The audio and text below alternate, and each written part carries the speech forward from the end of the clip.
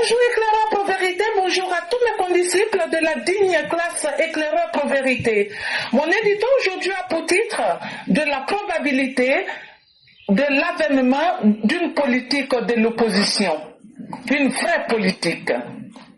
La politique de Feu Félix Houphouët-Boigny, maintenue par Feu Bédié, a été cette politique que nous avions tous connue. Or, elle n'était qu'un pan de la chose.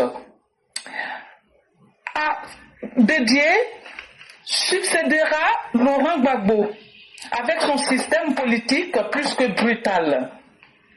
Dans ses débuts, Gbagbo avait réussi à nous maintenir dans une euphorie qui n'était que la joie du nouveau. Seulement, cette joie éphémère allait prendre de l'eau de partout, tel un navire sans véritable gouvernail. Lui que l'on croyait ayant eu le temps d'apprendre la chose politique aux côtés de ses camarades socialistes français, n'était en réalité qu'un tonneau vide, pas du tout doué pour la chose politique. Il mettra ainsi à mal notre espoir, nous plongeant dans un désespoir très profond. Avec lui à la tête, le navire ivoire avance au gré des vagues. Il tangue et finit par couler profondément. Dans le système politique Gbagbo, l'enfant bêté ayant fui son pays pour aller apprendre le métier de président de la République nous impose une violence inouïe une fois qu'il y parvient. À chaque prise de parole, Gbagbo semble pris d'une diarrhée verbale, sans aucun sens. Son discours, on l'écoute, mais on n'y retient rien de constructif. Il donne l'ordre aux forces de l'ordre de mater tous ceux qui ne regarderont pas dans le même sens que lui. Une équipe militaire est constituée qui a pour rôle de rendre visite nuitamment à ses opposants. Un jeune homme faux général, appelé le général de la rue, pousse la cruauté jusqu'à l'usage du collier incandescent qui ne laisse aucune chance de survie à qui le porte. Nous nous demandons comment Gbagbo a pu sombrer dans ces profondeurs obscures où règne la mort. Comment a-t-il pu avoir recours à une telle brutalité sur sa population sans raison aucune? Bref, cette période a exigé beaucoup de sacrifices en termes de vie humaine, malheureusement. Mais nous avons eu la chance de retenir l'essentiel. C'est cette évidence que la politique ou l'art de gouverner est né avec le président Ouattara. Au-delà du système Gbagbo, qui n'a aucune direction, c'est le système de toute l'opposition ivoirienne aujourd'hui qui est vu sous l'angle de l'inconstance, du sans-valeur et du ridicule.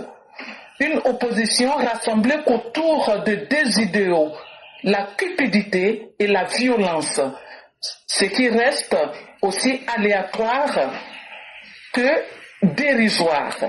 Dans ces conditions, nous, EPV, déduisons qu'en Côte d'Ivoire, il n'existe pas d'opposition. Et la probabilité d'en obtenir une digne de ce nom n'est que vœu pieux. Merci et à bientôt.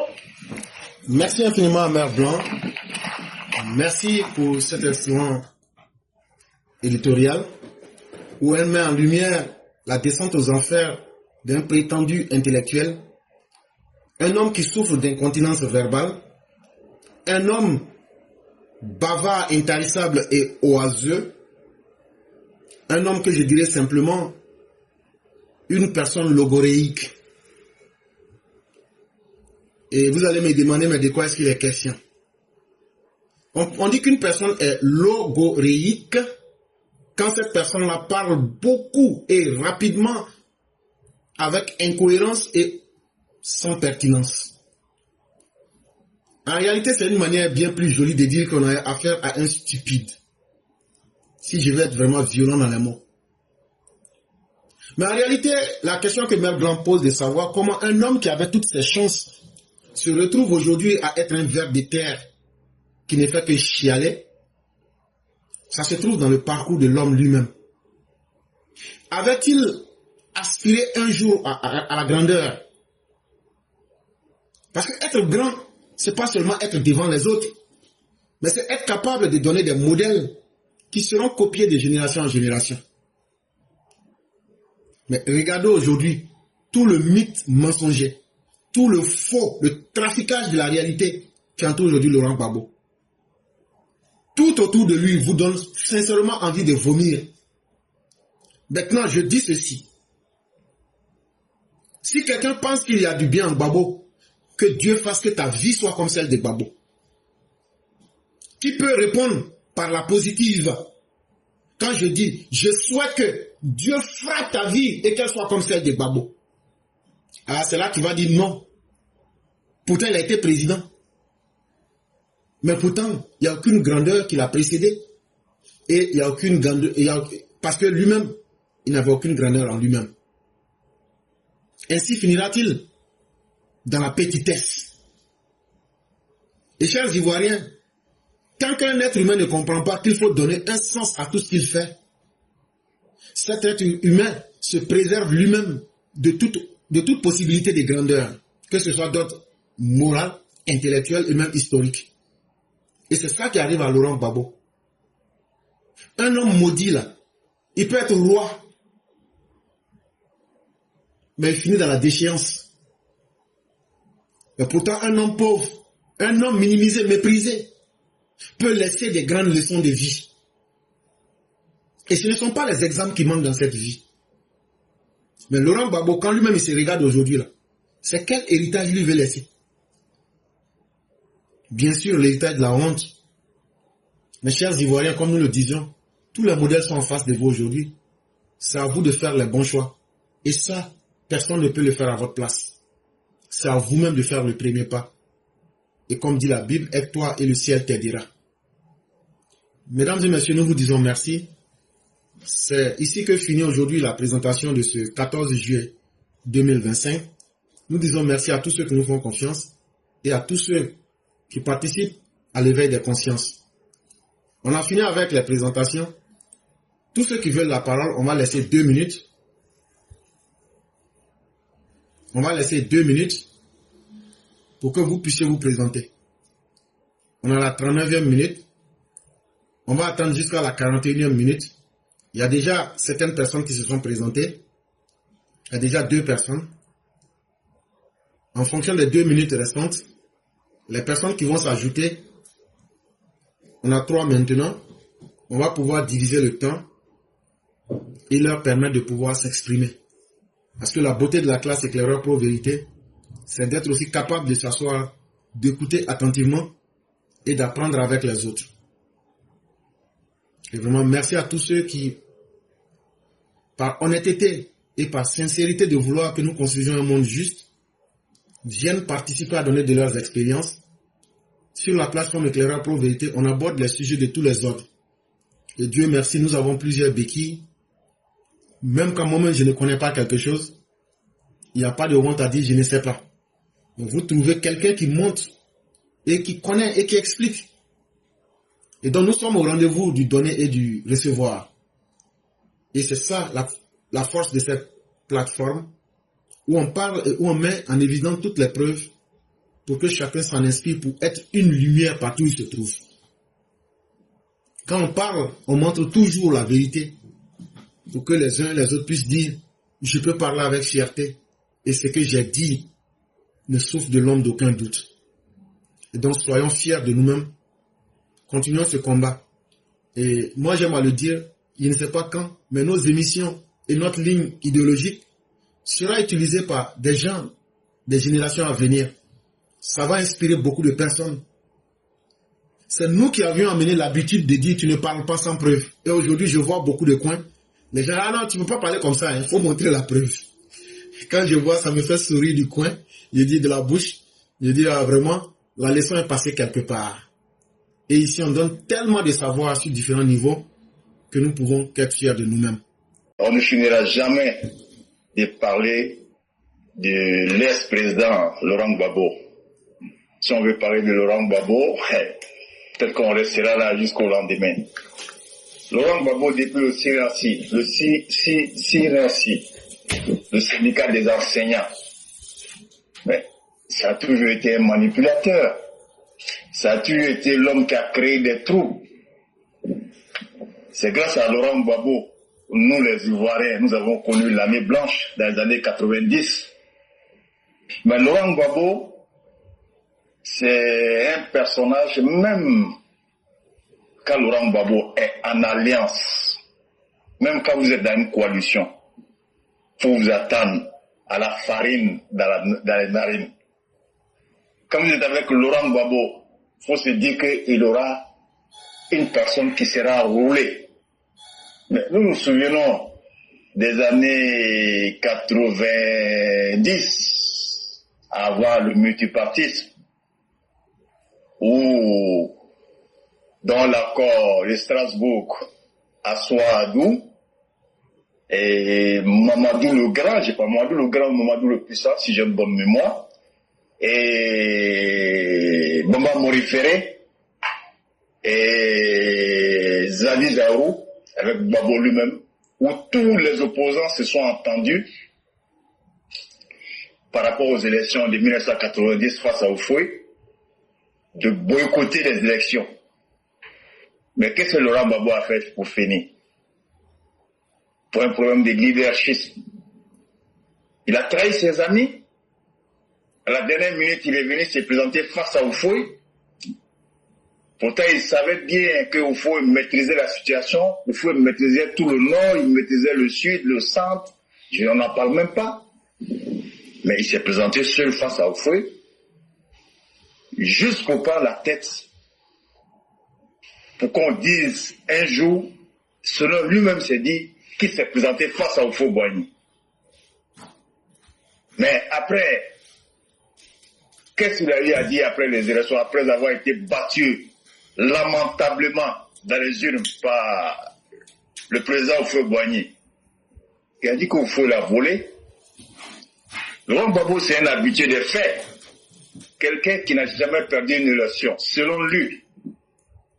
Alors que quand on regarde tous les résultats des élections depuis 1990 jusqu'à 2011, il n'a jamais gagné une élection. Même face à Gueye, c'était un coup de force. Les socialistes, l'armée et toute la population ivoirienne. Donc Laurent Gbagbo, aujourd'hui, quand on voit un schéma d'un mouvement insurrectionnel, tout c'est trop. D'après lui, tous ceux qui ont quelque chose à déplorer, nous t'ouvrons les bras. On te paye mal, nous t'ouvrons les bras. On casse ta maison, nous t'ouvrons les bras. Mais à un moment, Laurent Gbagbo ici, ils ont cassé des maisons, les jeunes patriotes, pour dire que ce quartier-là abritait des personnes, des rebelles, des personnes de la sous-région. On se souvient du quartier de Washington, où après il y a eu le monument aux morts. Dit que si on te paye mal, nous t'ouvrons les bras. Par rapport à ce mouvement, trop c'est trop. Mais qui est-ce qui a valorisé les salaires des fonctionnaires en Côte d'Ivoire? C'est le président Alassane Ouattara. C'est Laurent Gbagbo ici qui a dit, je ne augmenterai rien sur le salaire de quiconque. Et tous ceux qui n'auront pas travaillé, qui vont gréver, n'auront pas les salaires. C'est lui-même Laurent Gbagbo. Donc l'histoire, comme je le dis tant souvent, retient les faits. L'histoire ne retient pas les interprétations des uns et des autres. C'est parce que moi je vais venir dire, mais l'histoire retient, c'est des faits. Tout ce qu'il dit dans ce mouvement, trop c'est trop là. Mais ça le rattrape lui-même. C'est le président Ouattara qui a augmenté les salaires, qui a revalorisé les salaires. Et les grèves des femmes, la vie chère. Il y a 2 femmes qui sont décédées, ils ont tiré. On a vu ça ici, ça c'est des faits. Mais il ne va pas tronquer l'histoire. Donc Laurent Gbagbo aujourd'hui, comme je le dis et je le redirai, le mouvement Trop c'est trop était un mouvement insurrectionnel, d'après lui-même un mouvement permanent, multiforme. Mais quand vous regardez, je savais que Mme Habiba laisse l'avocat qui est devenu membre du PPAC aujourd'hui est un pro-babo, mais venir mentir comme ça devant la population, devant tout le monde, avec des personnes fait croire que Laurent Gbagbo est sur la liste.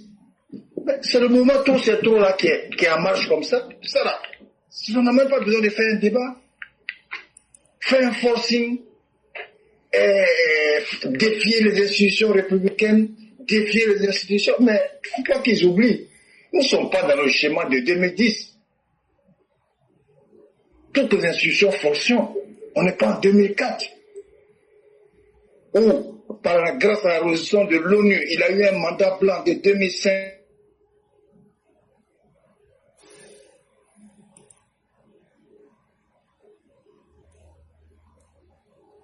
En 2010, c'est même pas toutes les institutions fonctionnent et les décisions de justice seront respectées.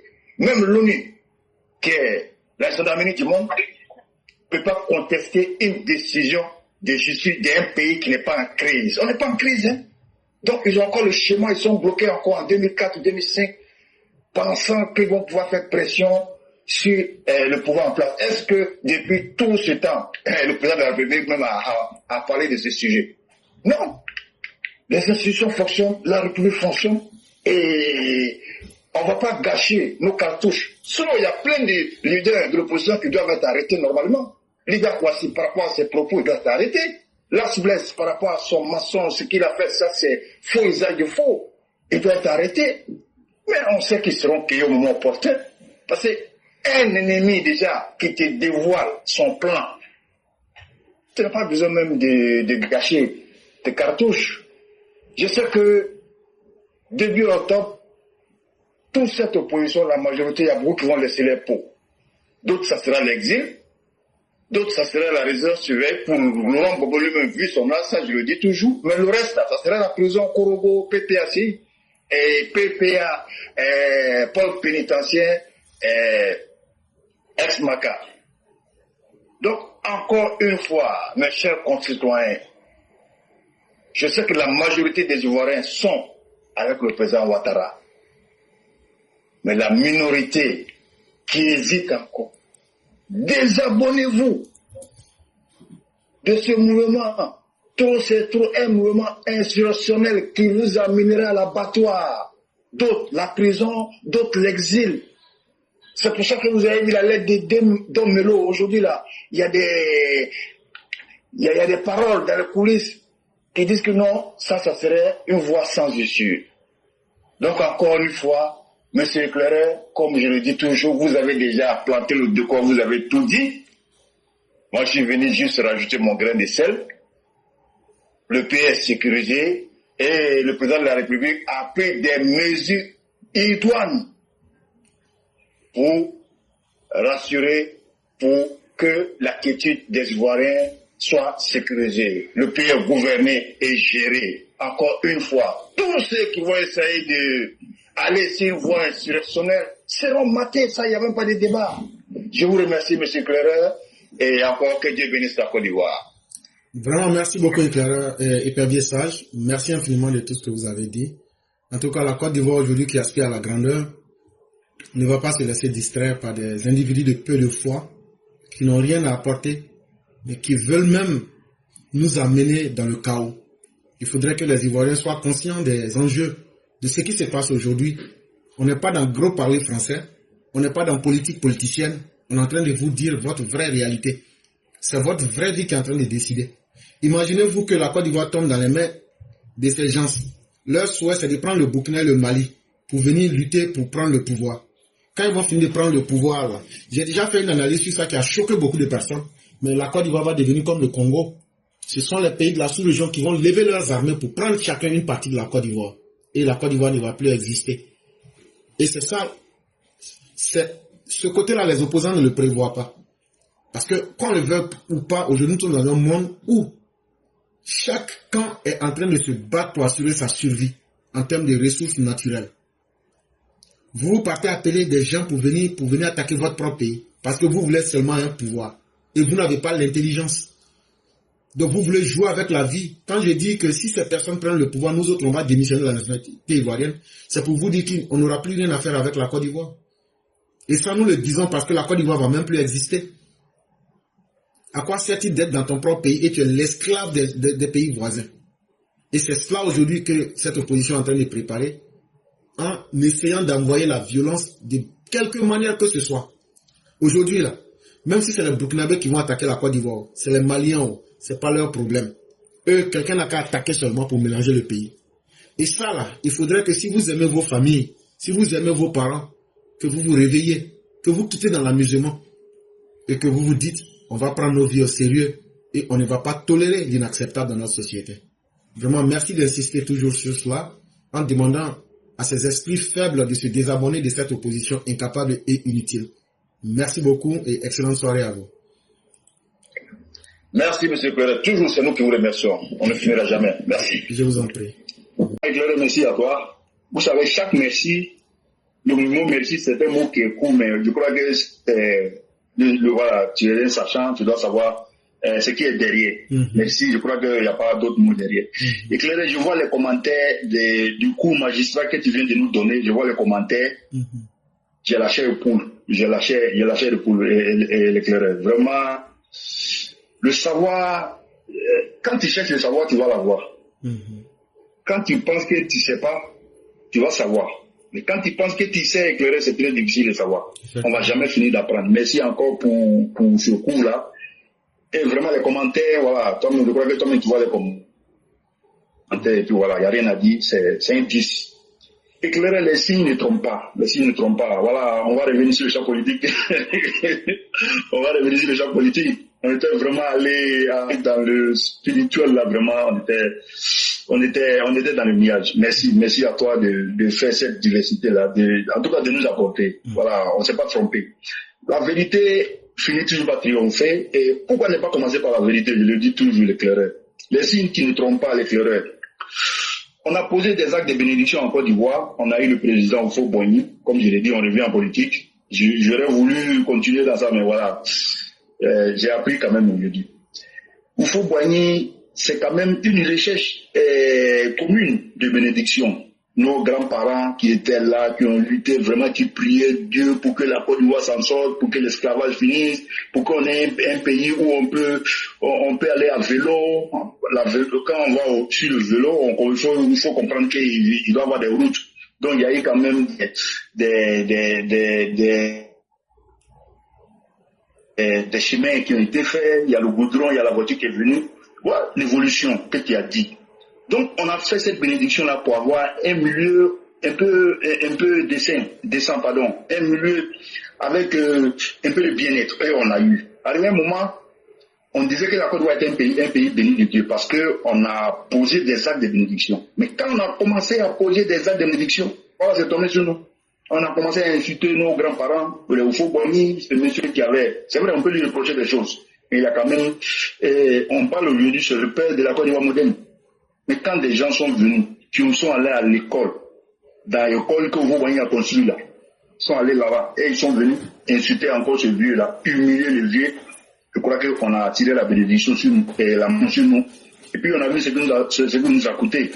Ça nous a coûté l'arrivée d'un monsieur, Laurent Gbagbo, qui s'est présenté comme le sauveur d'un peuple, qui s'est présenté comme le plus intelligent de tout le monde. On a vu, c'était éclairé. Je prends pour référence un passage de Laurent Gbagbo sur la télévision nationale en 2010. Ça veut dire qu'il avait déjà géré 10 ans. Il a fait des années dans l'opposition. Il a vu ce qui est dans l'opposition. Il est venu gérer le pouvoir. En 2010, on lui posait des questions sur le logement, où il a parlé de banque d'emploi, où il a parlé de Carrefour de l'Indénie. Il faut faire, je crois qu'on doit faire en haut, en bas. On lui a demandé des documents dans la filière cacao. Il a dit que voilà, lui n'est pas là pour condamner quelqu'un. Donc, quand moi je regarde encore cette interview qu'ils ont menée à Laurent Gbagbo, j'ai dit, mais c'est pas lui là qui gérait la Côte d'Ivoire là pendant 10 ans. C'est pas lui qui a eu la crise là. Au moins, il devait avoir appris quelque chose. Ce jour-là, je me suis rendu compte que ce monsieur-là, il est nul depuis le départ. Parce que on peut dire que je ne connais pas, mais là, il était déjà dans les rênes du pouvoir. Il pouvait avoir aussi quelques explications. On lui parle de l'école, il dit non, lui ne peut pas obliger quelqu'un à aller à l'école parce qu'on va le pousser. On lui parle de logement, il dit non, ce qui l'intéresse, c'est Abidjan. On lui parle de l'emploi, il dit non, lui, il a créé une banque d'emploi. On dit à quoi ça va ressembler, il dit ça va ressembler à une banque. Une banque, on sait, tu vas mettre ton argent là-bas, et puis quand tu veux retirer, tu retires, quand tu veux des prêts, on te fait des prêts. Mais une banque d'emploi, ça ressemble à quoi? Il n'a pas su expliquer. Il n'a su expliquer aucun point de toutes les questions qu'on lui avait posées. J'ai compris que ce monsieur-là, il était nul dès le départ. Ce monsieur-là était venu, c'était de la fumée. Ce monsieur-là n'était rien d'autre que de la fumée. Donc, éclairé aujourd'hui encore, il y a des gens encore qui sont derrière Laurent Gbagbo. Il faut le dire clairement, tous ceux qui ont la capacité de travailler, tous ceux qui sont, comment on dit ça, qui sont des chercheurs, vont pas vouloir que ce monsieur arrive encore au pouvoir. Parce que sur Laurent Gbagbo, les chercheurs là étaient, fallait dans des agora et parlement pour avoir 1000 francs, pour avoir 10 000, parce que leur seul souci c'était d'avoir un peu d'argent par les moyens attiqués. Alors que nous on veut construire notre avenir. On veut construire l'avenir de nos enfants. Voilà pourquoi on doit aller travailler. Tu réussiras à la gérer ton front. C'est écrit dans tous les livres saints. Éclaireur, ce monsieur-là, on n'avait pas besoin d'aller travailler pour avoir. On n'a pas besoin d'aller travailler pour travailler. Excusez-moi. Éclaireur, vraiment, voilà, je vais revenir encore, comme on a une fois dit, tu l'as une fois dit ici, l'existence, vraiment, tu finis pas de nous apprendre. L'existence et puis l'humanisme. Bon, je ne vais pas revenir sur ce coup-là. Mais je crois que Laurent Gbagbo, dans son existence, j'aimerais qu'on me dise un seul acte que le gars a posé. J'ai posé beaucoup de questions et ça n'a jamais été dit. Éclairé. Aujourd'hui, on voit des anciens présidents qui sont appelés dans les institutions, dans les négociations. Et voilà, il y a Obasanjo, il y a eu Boni, il y a eu Thabo Mbeki, il y a eu Diouf même qui est parti de la francophonie. Il y a eu tous ces présidents-là, après les pouvoirs qui ont été appelés dans les institutions, qui ont des amis. Moi, mais je me demande si ce monsieur-là a un bon ami. Parce qu'on sait que ses amis, les socialistes, lui avaient collé l'étiquette d'un homme infréquentable. Éclairé du mensonge qu'on avait décortiqué hier, où lui, tu viens de faire la conclusion, on a cherché ensemble. Il n'y a pas, non de Laurent. Lui, il a dit, on a grandi, on a mûri, on sait faire des recherches, on sait lire entre les lignes. Vraiment, il ne peut plus nous tromper. On va venir démonter chaque jour les mensonges, les calomnies, les méchancetés, parce que c'est des mécréants. Et ils disent que c'est Dieu qui donne le pouvoir, mais le pouvoir de Ouattara, ce n'est pas Dieu qui a donné. Et que là, on a démonté les mensonges. Mais ce qui est bon de retenir, c'est que eux là, ils ont l'intention d'aller aux élections. Je l'ai dit hier.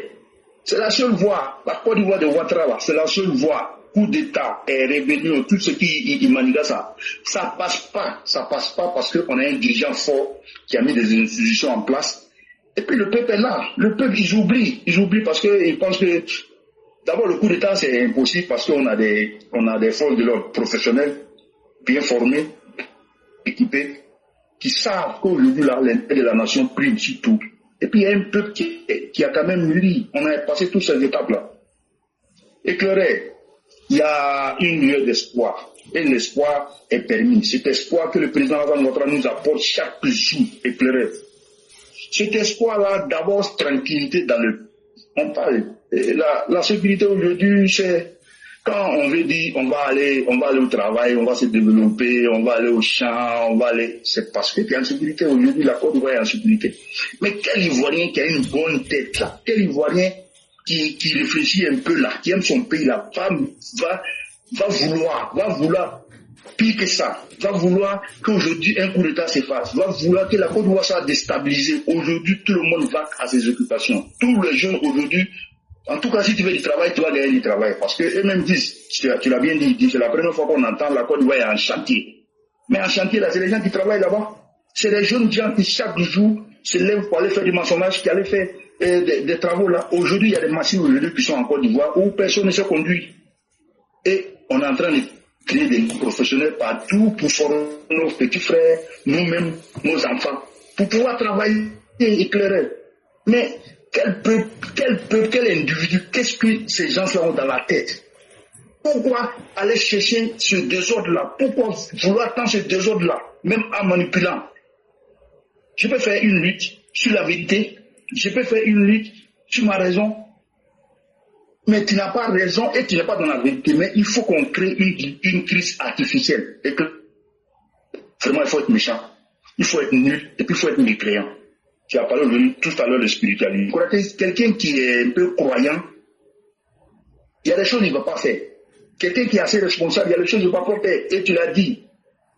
Apprenons à poser des bons actes.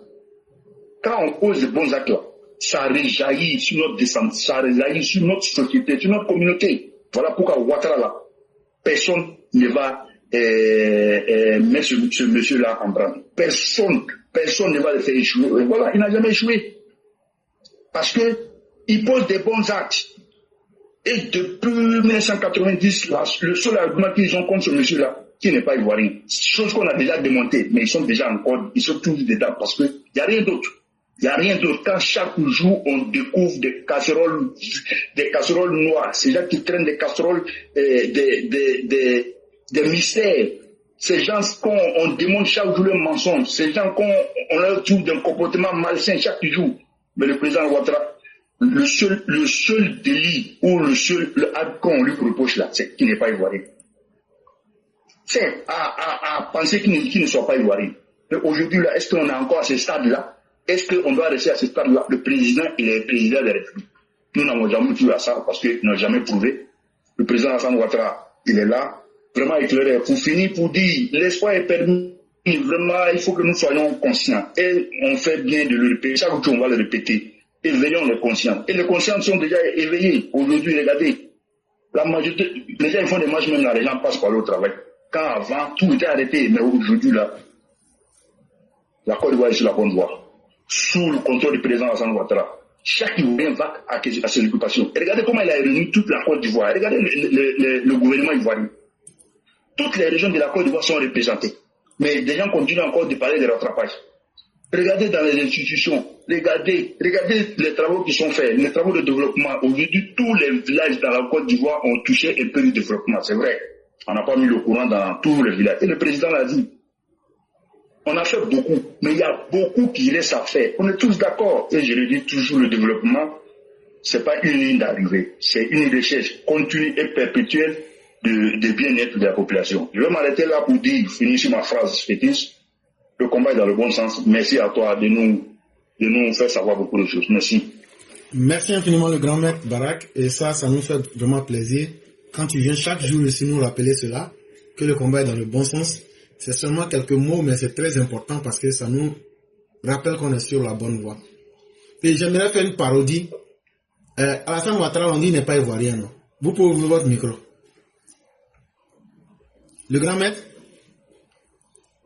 Oui. Alassane Ouattara, on dit, n'est pas ivoirien, non? C'est ce qu'ils disent. On dit, les Burkinabés, c'est ça, non?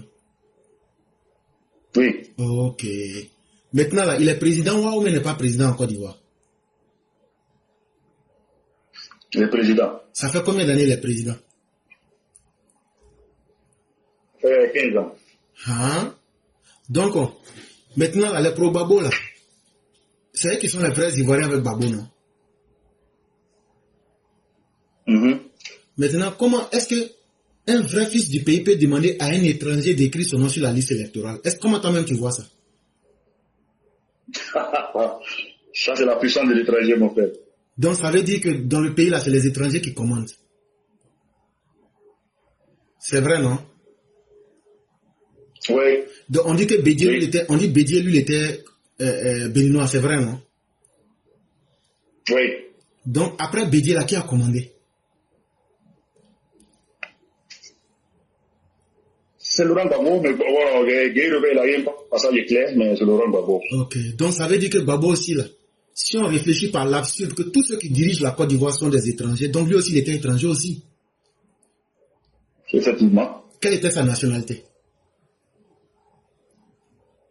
Ah, on dit c'est un Maraga, non? C'est ce qu'ils ont dit. Donc tu vois comment lui-même ce qu'il dit, tout le rattrape. Si les gens sont encore à dire qu'Alassane Ouattara est burkinabé, si on accepte cette thèse absurde, on pourra aussi se demander est-ce que ce ne sont pas les étrangers qui dirigent la Côte d'Ivoire? Et si c'est vrai que la thèse de départ est vraie, et que Bédié était taxé de béninois, donc lui, Laurent Gbagbo, ceux qui disent qu'il est malien, Laurent Gbagbo devra aujourd'hui chercher à nous démontrer qu'il ne l'est pas ou mais qu'il l'est. Mais jusqu'à preuve du contraire, il l'est, puisque tous ceux qui dirigent la Côte d'Ivoire sont des étrangers. Vous voyez, c'est un débat qui est tellement malsain et enfantin. Même vous voyez dans le dernier communiqué, c'est ce que Awadon Melodor a dit. Il dit, lutter pour que Ouattara ne faut pas Ouattara va être candidat. Il dit, ça, ce n'est pas une victoire. Même si Ouattara n'est pas candidat là, ceux qu'on a, eux-mêmes, sont pires que Ouattara même. Les candidats qu'on a là où Ouattara vous pardonne là, on va couper vos cœurs avec vous dites Ouattara là, Ouattara c'est le plus gentil parmi nos gars. Et nous, on est fatigués de la gentillesse de Ouattara. Vraiment. Si Ouattara pouvait quitter entre vous et nous, et puis on nomme celui que nous on connaît là, on va couper vos queues sans anesthésie et sans pitié. Les conneries que vous êtes en train de faire là, vous n'aurez même pas une minute pour dire ça. Donc estimez que le président burkinabé Alassane Ouattara qui vous dirige là, estimez qu'il est plus grand, il a votre grande chance. Puisque le Malien Maraka Laurent Gbagbo n'a pas pu diriger. Le Béninois, c'est que le Béninois n'a pas pu faire. Béninois Alikouna Bédé n'a pas pu faire. C'est que le Ghanéen Félix Houphouët-Boigny n'a pas pu faire. C'est que le Guinéen Guy Robert n'a pas pu faire. C'est le Burkinabé qui est venu réussir cela. Et donc vous devrez avoir honte. Ça veut dire que vous n'avez pas pu représenter vos pays d'origine. C'est le Burkinabé qui est venu et qui a pu représenter le Burkinabé et qui a fait le travail que les Ghanéens n'ont pas pu. Les Guinéens n'ont pas pu, ou bien encore même les Béninois n'ont pas pu. Il faut être humble dans cette vie. Et il y a des combats là qu'on ne mène pas deux fois. Le combat de la honte. Quand tu persistes là-dedans, là, tu finis comme un moins que rien. Et c'est pourquoi Laurent Gbagbo, il y a quelqu'un qui a posé la question de savoir, est-ce que le fait que Laurent Gbagbo, il a été président, si c'était une malédiction, ou bien il a utilisé un autre terme. Mon frère, c'est une malédiction. Effectivement. Laurent Gbagbo a été président, c'est une très grosse malédiction. Et aujourd'hui, les effets sont là. Il y a combien de vies qui ont été détruites du simple fait que Laurent Gbagbo a eu l'occasion d'être président en Côte d'Ivoire. À ça seulement, vous mesurez l'ampleur des drames et des dégâts qui ont été causés. Et je pose la question à tous les Ivoiriens. Est-ce que vous souhaiteriez, je souhaite que la Côte d'Ivoire donne un deuxième Laurent Gbagbo à la Côte d'Ivoire. Tous les Ivoiriens vont te dire non, non, non, non. Personne n'en veut, même ses propres partisans. C'est parce qu'il a déçu ses partisans. C'est parce qu'il a déçu ses partisans. Ce qu'il leur avait promis là, il ne leur a pas donné. Et aujourd'hui, ils se disent quoi? On va faire un dernier combat avec lui. Là, quand il sera président, on va utiliser ce prétexte à nous-mêmes là pour nous payer sur le dos de la bête. Mais on ne va pas aussi leur donner cette deuxième chance. Parce qu'on ne pourra pas détruire la vie de 30 millions de personnes pour faire plaisir à un groupuscule d'individus qui sont fortement ancrés dans les instincts grégaires. Et vraiment, merci encore à vous et que Dieu nous aide tous dans ce que nous faisons et qu'il protège la Côte d'Ivoire des mauvaises âmes. Merci, l'éclaireur. Merci à vous et puis à tout le monde. On est au cours. On est au cours, merci. Il n'y a pas de problème. On dit chez nous, on est au COI. On est au COI. Ok. En tout cas, c'est bien dit. C'est bien dit. Voilà. Si tu veux, tu peux aussi dire qu'on est mal bras. Ça aussi, c'est même juste qu'on est ensemble jusqu'à la fin. Ok. En tout cas, si ça vient du professeur, ça, il n'y a même pas de doute. On prend tout. Hein. On est mal bras, mon frère. Merci beaucoup. Merci à toi. Merci. Okay.